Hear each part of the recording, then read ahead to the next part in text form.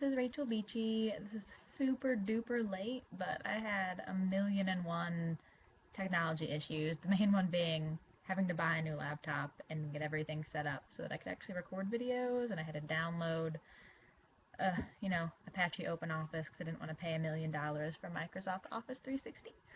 So all that, but it's taking me a while, but here we go. So here's my informative speech on eating disorders.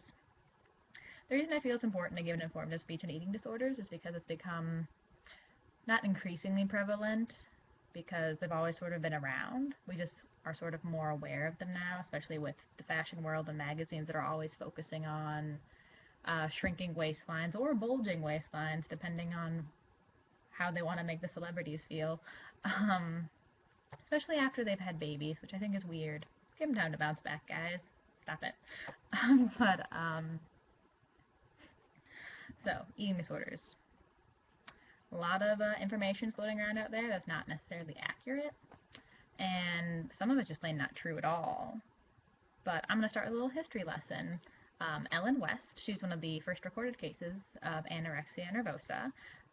She was born in 1900 and died in 1933 after killing herself because she couldn't deal with it.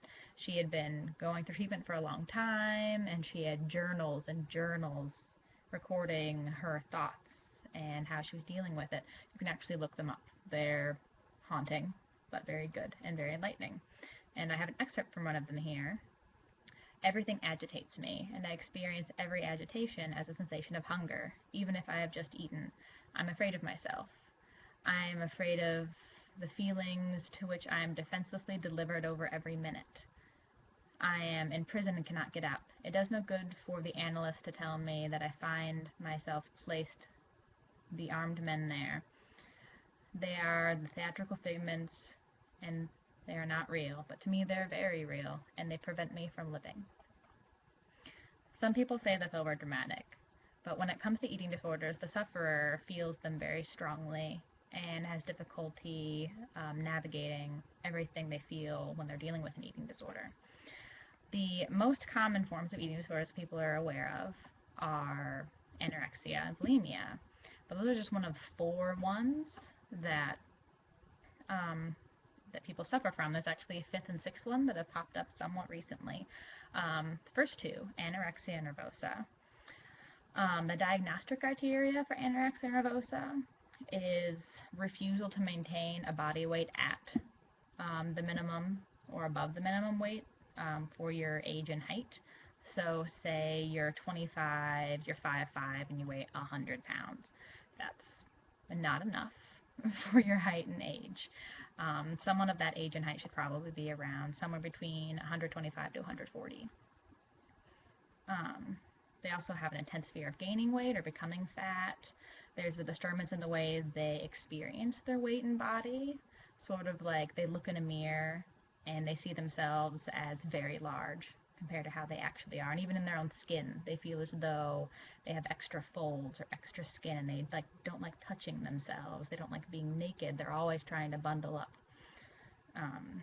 And in a lot of women, obviously this doesn't occur in men, but a lot of women, their period tends to stop because they don't have the proper nutrition for their body to continue that natural cycle. There's restricting type of anorexia where they just don't eat. They eat very little, and the episodes have to last, or the episodes of not eating or refusing to eat or just keep taking in very minimal calories have to repeat themselves over the pattern of 6 months to be considered anorexia.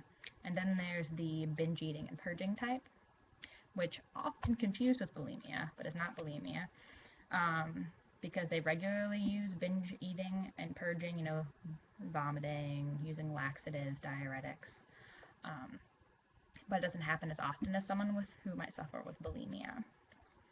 And then when it comes to bulimia nervosa, it has some of the same things as anorexia, the refusal to maintain a healthy weight, having inaccurate experiences with their body, and also, if you're a woman, tending to not have a menstruation cycle.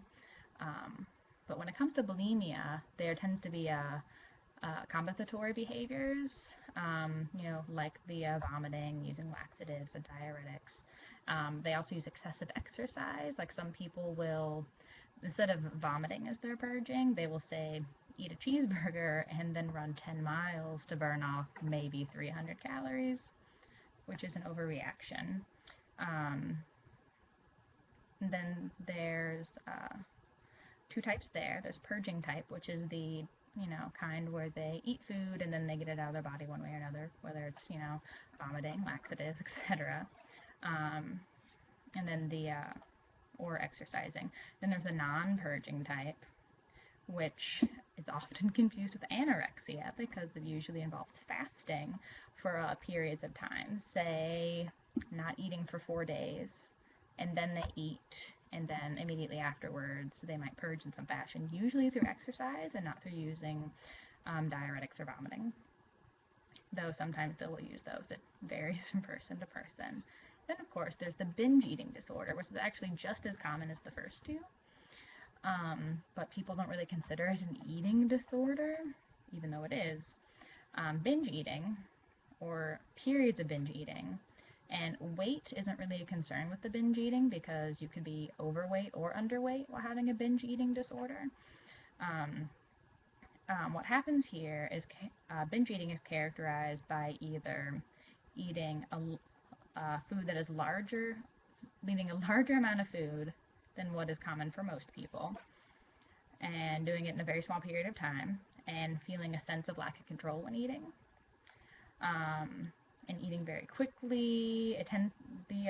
Binge eating occurs on average either 2 days a week for about 6 months to be classified as binge eating disorder by the APA. And they may or may not have compensatory behaviors afterwards, like using laxatives, vomiting, all the things I've mentioned before. It varies. This one's pretty common among people. Happens all the time, but a lot of people don't really think about it as an eating disorder.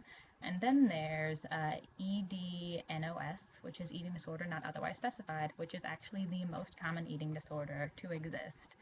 And on average, 1 in 4 women have this, 2 in 10 men, and unfortunately, as of 2011, under the age of 15, about 2 in 10 teenagers, and under the age of 10, about 1 in 10. Eating disorder not otherwise specifies is a category in which they don't necessarily fit into the other 3, meaning they might pick and choose and not have a set pattern. They might be binging, they might be purging, they might be fasting. It's sort of like picking and choosing different things they want to do to keep their weight down. Like maybe 1 month might be marked by lots of binging and purging, and the next month might be lots of fasting. And then maybe a couple weeks after that, they might not have any restrictive eating habits at all. They're just eating normally, and then after that, they start cycling again. It's sort of like when someone starts a diet, and then the diet gets out of control. They're losing lots of weight, but they're not eating healthily, they're not eating enough calories, and then they might start adopting binging and purging behaviors. And a lot of times, people with this will eat food, but not swallow it. Like, they'll start chewing on food to get, like, the flavor, but then they'll spit it out.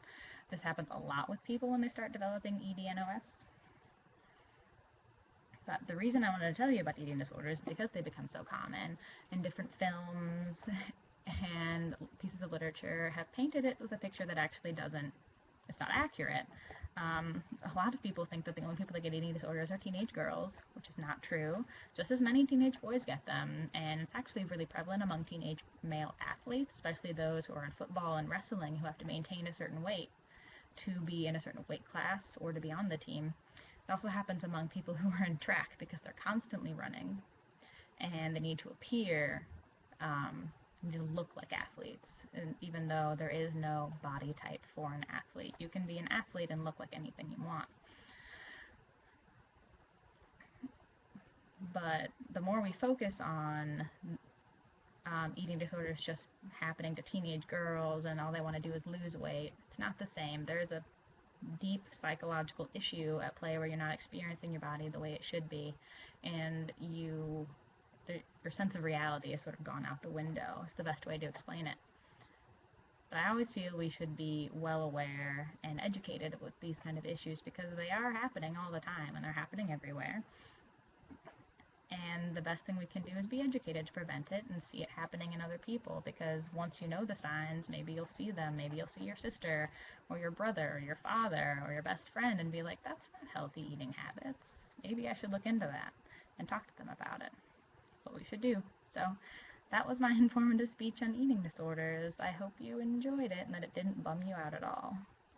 Bye.